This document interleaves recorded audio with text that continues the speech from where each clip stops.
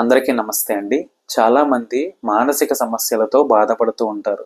అసలు మానసిక సమస్యలు మనకి ఎందుకు వస్తాయి? వాటికి గల కారణాలేంటి?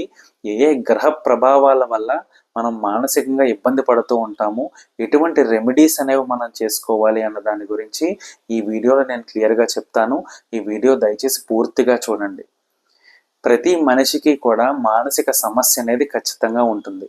వాళ్ళు ఎంత డబ్బున్న వాళ్ళు అవ్వనివ్వండి, డబ్బు లేని వాళ్ళు అవ్వనివ్వండి, ఆరోగ్యంగా ఉండినా, ఆరోగ్యంగా లేకపోయినా, ఎలా ఉన్నప్పటికైనా సరే వాళ్ళు మానసికంగా ఏదో ఒక రకమైన ఇబ్బంది అనేది ఎదుర్కొంటూ ఉంటారు. ముఖ్యంగా మనఃకారకుడు చంద్రుడు. చంద్రుడి జాతకంలో చాలా బలంగా ఉండాలి. మన మనస్సుకి సంబంధించిన గ్రహం చంద్రుడు కాబట్టి ఆయన గనక దుస్థానాల్లో ఉన్నా, లేకపోతే చంద్రుడి మీద శని దృష్టి పడినా, రాహు దృష్టి పడినా, కుజుడు దృష్టి పడినా ఈ మానసిక సమస్యలు అనేవి ఎదుర్కొంటూ ఉంటారు. ముఖ్యంగా శని దృష్టి ఎప్పుడైతే చంద్రుడి మీద పడిందో ఒక రకమైన డిప్రెషన్ అనేది చాలా మందికి వస్తూ ఉంటుందన్నమాట. చాలా డీమోటివేషన్ ఫీల్ అవుతూ ఉంటారు. అంటే వాళ్ళకి ఏది చెయ్యబుద్ధి కాదు. లేకపోతే వాళ్ళకి అంతా బాగున్నా కూడా, వాళ్ళ డబ్బున్న వాళ్ళు అయినా, వాళ్ళకి ఆరోగ్యం కూడా బాగున్నా, ఎటువంటి ఇబ్బందులు లేకపోయినా కూడా ఏదో ఒక రకంగా వాళ్ళకి ఆ మెంటల్ టార్చర్ అనేది ఫేస్ చేస్తూ ఉంటారు. అలాగే ఈ రాహు దృష్టి కనుక చంద్రుడి మీద పడింది అనుకోండి, లేనిపోని వాళ్ళు ఊహించేసుకుంటూ ఉంటారు. ఉన్నది లేనట్టు, లేకపోతే నిజంగా లేనిది కూడా ఉన్నట్టు వాళ్ళు భావిస్తూ ఉంటారు. ఆ ఇల్యూషన్స్ అండ్ డిల్యూషన్స్ అనేవి, అంటే భ్రమలు, భ్రాంతులు, ఇవన్నీ కూడా రాహు వల్ల కలుగుతూ ఉంటాయి.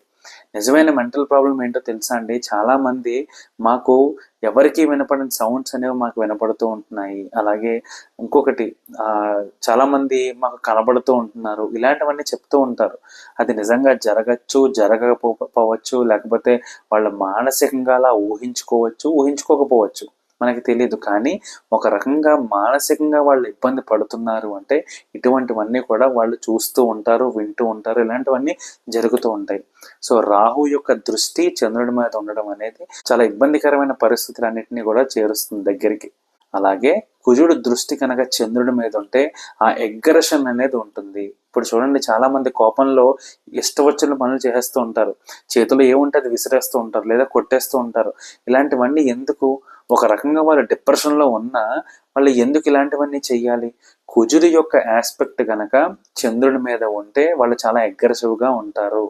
చాలా ఇంపల్స్ డెసిషన్స్ అనేవి తీసుకుంటూ ఉంటారు. తొందరపాటు నిర్ణయాలు అన్నమాట. ఆలోచించరు. సరే ఇలా చేద్దాం, అలా చేద్దాం అని ఉండదు. వెంటనే ఉద్యోగం సరిగ్గా లేదు, వెంటనే రిజైన్ చేసేద్దాం. నన్ను వాడు ఏదో అన్నాడు, తిరిగి వెంటనే ఏదో ఒక మాట అనేయాలి. ఇలాంటి ఆ ఇంపల్సివ్నెస్ అనేది కుజుడు వల్ల వస్తుంది. కుజుడు దృష్టి ఎప్పుడు చంద్రుని మీద ఉన్నా వాళ్ళు చాలా మొండిగా ఉంటూ ఉంటారు.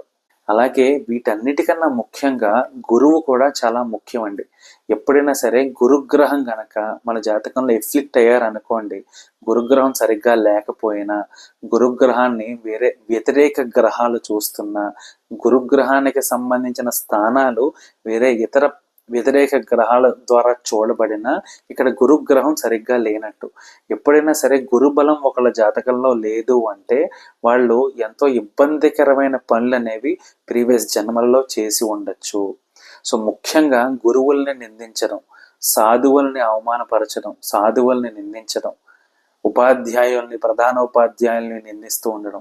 అలాగే చూడండి, పెద్ద పెద్ద వాళ్ళందరినీ కూడా, అంటే వాళ్ళ తాత ముత్తాతల్ని కూడా ఇబ్బంది పెడుతూ ఉండడం. మన యాన్సిస్టర్స్ ఉంటారు కదా, వాళ్ళని చూడండి, మనం ఏమంటూ ఉంటాం కొన్నిసార్లు. చాలామంది ఏమంటూ ఉంటారు, మా తాత మాకేం ఇవ్వలేదురా, అంతా అమ్మేసుకున్నాడు, మాకేం లేదు. ఇలాంటి మాటలు కూడా మనం అంటూ ఉంటాం. అంటే నేను నార్మల్గా చెప్పాను, కానీ అంటూ ఉంటాం. అది కూడా ఎఫెక్ట్ చేయొచ్చు. ఎందుకండి మనకెందుకు? మనం చాలా పాజిటివ్గా ఉండాలి. మనకి నోరు ఉంది కదా అని చెప్పేసి ఎదుటి వాళ్ళని మనం బాధ పెట్టకూడదు.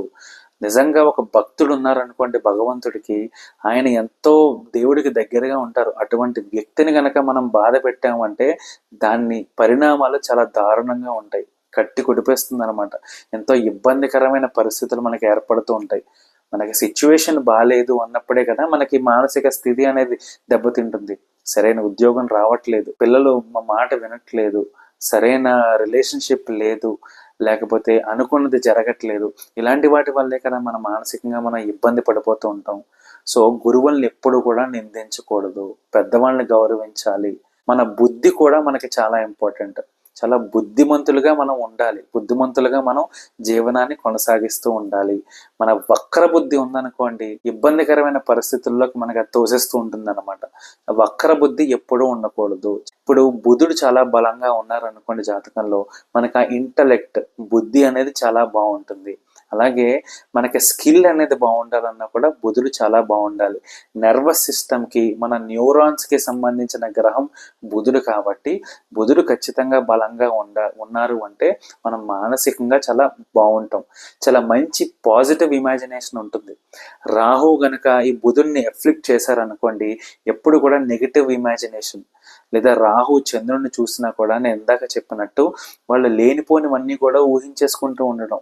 నాకు రోడ్డు మీద వెళ్తుంటే ఒక బ్యాగ్ దొరికితే బాగుండు, అంటే నేను విన్నానండి ఇలాంటివన్నీ కూడా, బ్యాగ్ దొరికితే బాగుండు, సో నేను సడన్గా రిచ్ అయిపోవచ్చు, చాలా ఆడుతూ పాడుతూ బతికేయచ్చు. ఇవన్నీ కూడా లేనిపోయిన ఎక్స్పెక్టేషన్స్ అన్నీ కూడా మన మైండ్ తీసుకుంటూ ఉంటే మనం మానసికంగా ఎందుకు హ్యాపీగా ఉండగలం? ఖచ్చితంగా ఉండలేం కదా. లగ్నాధిపతి కూడా చాలా ముఖ్యం. మన సెల్ఫ్, మన క్యారెక్టర్ బాగుండాలి, మన బుద్ధి బాగుండాలి, మన మనస్థితి బాగుండాలి. ఇవేమీ సరిగ్గా లేకపోతే మన లైఫ్లో ఎదగలేము.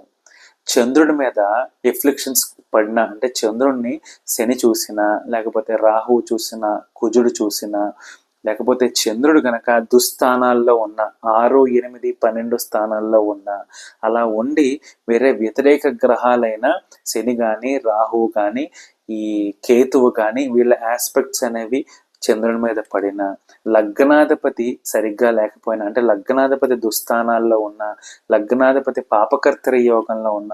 ఎందుకు లగ్నాధిపతి అంటే మన హోల్ లైఫ్ అనేది లగ్నం బట్టి డిపెండ్ అయి ఉంటుంది కాబట్టి లగ్నాధిపతి సరిగ్గా లేకపోతే ఖచ్చితంగా మనం ఫేస్ చేయాల్సి వస్తుందండి. నెగిటివ్ వైబ్స్ వస్తున్నాయి, మైండ్ స్థిమితం ఉండట్లేదు అంటే ఈ రాహువు ఆస్పెక్ట్ చంద్రుడు బుధుడు మీద పడినప్పుడు ఇలాంటివన్నీ ఉంటూ ఉంటాయి. చంద్రుడు ఎప్పుడు కూడా నీచపడకూడదు, చంద్రుడు నీచపడినా అది ఇబ్బంది.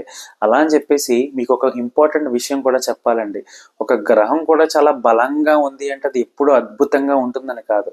ఆ గ్రహానికి సంబంధించిన విషయాలన్నింటిలో అది ఎంత బాగున్నప్పటికీ కూడా ఎక్కువ బలంగా ఉన్న గ్రహం కూడా కొంత ఇబ్బంది పడుతూ ఉంటుంది. సూర్యుడు చాలా బలంగా ఉన్నారనుకోండి, విపరీతమైన ఈగో రావడం, అహంకారం రావడం. చంద్రుడు చాలా బలంగా ఉన్నారనుకోండి, వాళ్ళు ఎవరి మాట వినరు అనమాట. నేను చాలా స్ట్రాంగ్ కదా, నేను మానసికంగా చాలా స్ట్రాంగ్, మీరు చెప్పేది ఏంటి అంటూ ఉంటారు. చాలా అడమెంట్గా ఉంటూ ఉంటారు. వాళ్ళకి ఎదుటి వాళ్ళు సలహాలు ఇచ్చినప్పుడు వీళ్ళు తీసుకోవడం వాళ్ళకి నచ్చదు అనమాట ఎక్కువ. ఇప్పుడు ఫర్ ఎగ్జాంపుల్ మీరు ఒక బుక్ రాశారు, ఆ బుక్లో కొంచెం ఇది ఇలా మార్చచ్చు కదండి అంటే వాళ్ళు మార్చరు, వాళ్ళు ఒప్పుకోరు అనమాట. అంటే వాళ్ళకి ఆ మొండితనం అనేది ఖచ్చితంగా ఉంటూ ఉంటుంది. చంద్రుడు మాతృకారకుడు, మనఃకారకుడు. మనస్సు బలంగా ఉండాలి అంటే చంద్రుడు జాతక చక్రంలో బలంగా ఉండాలి. చంద్రుడు సరిగ్గా లేరు అంటే చంద్రుడితో శని కలిసి ఉన్నా, చంద్ర రాహువులు కలిసి ఉన్నా, చంద్ర కేతువులు కలిసి ఉన్నా, లేకపోతే చంద్ర కుజులు కూడా కలిసి ఉన్నా వాళ్ళు చాలా అగ్రెసివ్గా ఉంటారు, లేకపోతే మానసికంగా ఏదో ఒక సమస్య ఎదుర్కొంటూ ఉంటారు, ఉన్నది లేనట్టు లేనిది ఉన్నట్టు ఊహించేసుకుంటూ ఉంటారు, చాలా డిప్రెషన్తో ఉంటారు, వాళ్ళకి ఏది చేయడానికి ఇంట్రెస్ట్ కూడా రాకుండా వాళ్ళు ఎంతో ఇబ్బంది పడుతూ ఉంటారు అనమాట. చంద్రుడు బాగుండాలి అంటే మనం ముఖ్యంగా తల్లిని గౌరవించాలి, ఆడవాళ్ళని గౌరవించాలి, మంచినీరు వృధా చేయకూడదు, మంచినీరు ఎక్కువ తాగుతూ ఉండాలి, జంతువులకి మంచినీళ్ళు పెడుతూ ఉండాలి, జంతువులు మంచినీళ్ళు తాగేలా మనం చూసుకుంటూ ఉండాలి, అలాగే జంతువులకు పాలు పెడుతూ ఉండాలి. శివయ్యకి అభిషేకం చేయడం చాలా చాలా మంచిదండి. సోమవారాల నాడు చంద్రుడికి సంబంధించిన హోరాలో శివాభిషేకం చేసుకోవడం కూడా చాలా మంచిది. అలా చేసినట్టయితే చంద్రుడు చాలా బలంగా ఉంటారు. బుధుడు బాగుండాలి అంటే విష్ణు సహస్రనామ స్తోత్రాలు చదవాలి. ఇప్పుడు మనం గుడికి వెళ్ళిన వెంటనే అబ్బా నా మనసు చాలా ప్రశాంతంగా ఉందరా, చాలా హాయిగా ఉందని మనం ఎందుకంటూ ఉంటాం? భగవంతుడి సన్నిధిలో అటువంటి పాజిటివ్ వైబ్రేషన్స్ అనేవి ఖచ్చితంగా ఉంటాయి. మనం ఈ మెటీరియలిస్టిక్ థింగ్స్కి డిటాచ్ అయ్యి, అదంత ఈజీ కాదు, డిటాచ్ అయ్యి ఒకళ్ళతో ఒకళ్ళు కంపారిజన్ చేసుకోకుండా, కోపాలు పగలు పెట్టుకోకుండా మనం ఎదుటి వాళ్ళకి హెల్ప్ చేస్తున్నాము. మీ అంతట మీరు నేను చాలా మంచి చేశానని మీరు అనుకున్నారనుకోండి, మీ అంతట మీరు మీకు నచ్చారనుకోండి, ఆబ్వియస్లీ మీరు చాలా మెంటల్గా చాలా పీస్ఫుల్గా ఉంటారనమాట. మీరు కంపారిజన్ చేసుకుని ఈ పోటీ ప్రపంచంలో పరిగెడుతూ ఉంటే మనం ఖచ్చితంగా మానసిక సమస్యలే ఎదుర్కొంటూ ఉంటాం. అది ఎలాగో తప్పదు, మన కుటుంబాలను పోషించుకుంటూ ఉండాలి కాబట్టి. కాకపోతే మనం ముఖ్యంగా ఆరాధన చేయాల్సింది భగవంతుణ్ణి. పార్వతీ అమ్మవారిని ఆరాధన చేయడం, దుర్గా అమ్మవారిని ఆరాధన చేయడం. అమ్మవారిని పట్టుకోండి, అమ్మవారితో మాట్లాడండి, కనెక్టెడ్గా ఉండండి. భగవంతుడికి ఎప్పుడూ భయపడద్దు. ఆ ఫియర్ అనేది ఒక రిలేషన్షిప్లో ఉండకూడదు. అలా ఉంటే ఆ రిలేషన్షిప్ అనేది సరిగ్గా ఉండదు. అది అమ్మ నాన్న అయినా లేకపోతే భగవంతుడితో అయినా ఎవరితో అయినా సరే. సో ఎప్పుడు మనం ఫ్రీగా ఉండాలి. అలా ఫ్రీగా ఉంటేనే ఆ రిలేషన్షిప్ అనేది చాలా బాగుంటుంది, బలపడుతూ ఉంటుంది అనమాట. దైవారాధన ఒక్కటే మనకి ఎటువంటి సమస్య నుంచి అయినా సరే గట్టెక్కించేది. భగవంతుని ఎప్పుడూ పట్టుకుని ఉండాలి. లేదు మేము దేవుడు నమ్మవండి అని అంటూ ఉంటారు, అలా అనకూడదు. కానీ ఒకవేళ అలా ఉన్నవాళ్ళు కూడా ఉంటే ఎదుటి వాళ్ళకి సహాయం చేయండి, వాళ్ళకి ఆహారాన్ని పెట్టండి, వాళ్ళకి ఏమైనా సమస్య ఉంటే దాన్ని తీర్చడానికి ప్రయత్నం చేయండి.